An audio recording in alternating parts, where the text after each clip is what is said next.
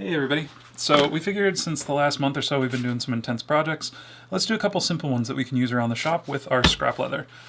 Today we are going to make a pincushion. Now this was one of the first videos we ever made 3 years ago, but we didn't talk about making it, we didn't narrate through it, we didn't put a pattern out. So this is going to be like $1 on the website if you want to make one, and we're going to show you how to make it.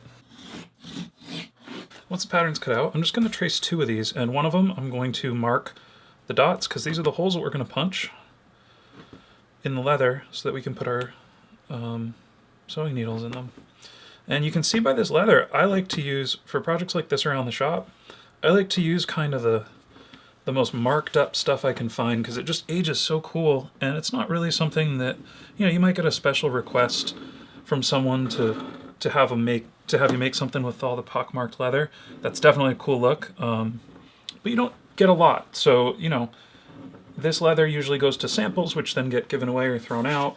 And it's nice to have something where, you know, you make something, you get to see how it ages in the shop, so you can really tell people how different scars and marks are going to look in a few years. So I'm just going to trace the second one out without poking those holes from the pattern. And this is like a 3-ounce, 3.5 ounce leather. You want something that's kind of thin because we're going to put stuffing in this. So, yeah, so now we'll just cut it out. This one.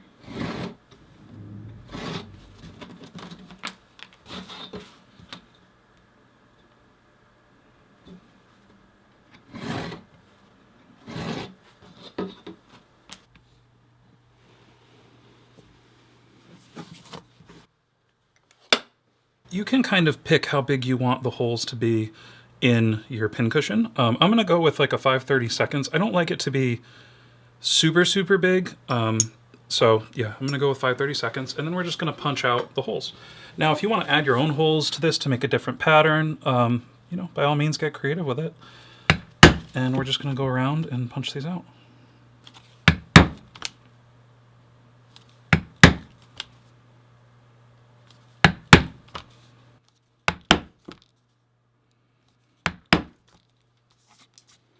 So now that we have the 2 pieces cut out, we need to glue it together and stitch it, but we need to leave one side open for our, I don't know what it's called, stuffing, batting. I'm literally going to grab stuffing out of a couch cushion of an old couch that we have in the shop.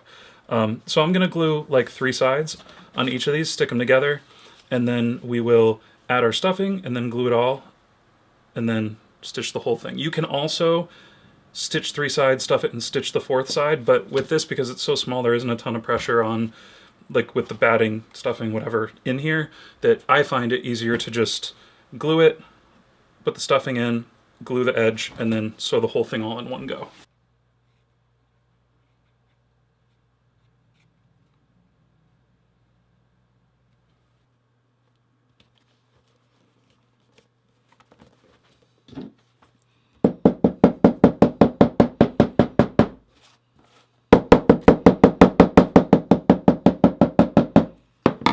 And so we have a little opening here to put our stuffing in. So I'm going to go grab some.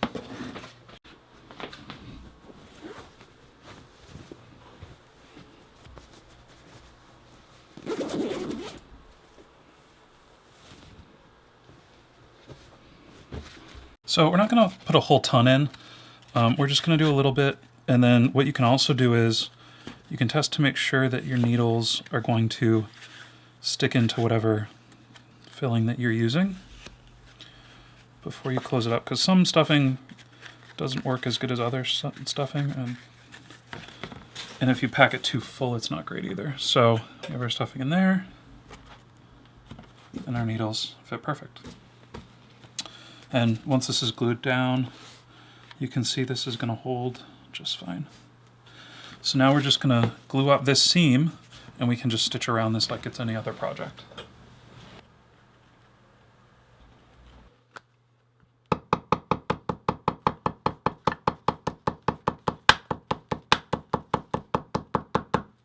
From here, it's pretty simple. I'm just going to take some 220 grit sandpaper, and I'm going to level these edges before I put my stitch line in with my calipers.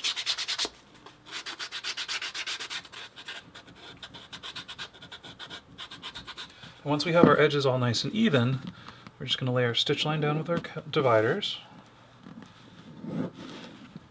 And we're going to go over the granite blocks and just punch this out.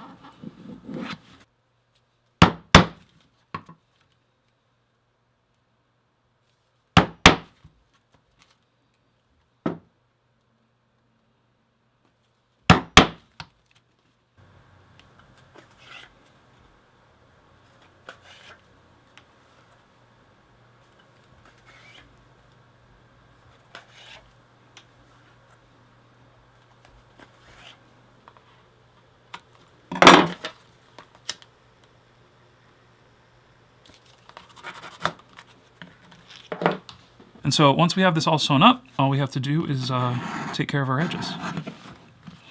And you can do this in any way you want. You know us by now. I like to do a nice bevel, and then I'm going to sand with a 320 grit, and then we're just going to do a nice little burnish with some gum trag.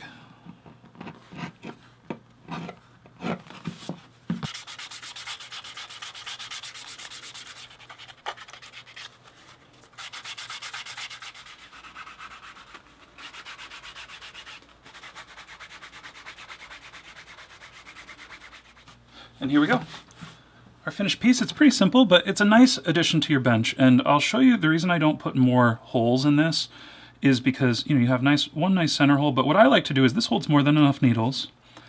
And if you put multiple layers or multiple rows of holes, it just gets hard to kind of grab a set of needles. So I like to keep 2 needles in each hole. So you have a set of needles if you're doing, you know, if you're doing your saddle stitch. And once you have this thing loaded up, you really don't even need the center hole if you don't want it, because you're going to have 8 sets of needles. Well, this is only going to be a single one, but that's okay. They're all on the outside. You don't even have to look. You just grab a set, you're ready to go. And so there is our little pin cushion. And I wanted to show you the first one we made, we still use every day. This is the same leather. And you can even see there's a couple of bubbles there from the bubble dye technique we did a couple of years ago too. It was just on the bench while we were doing it.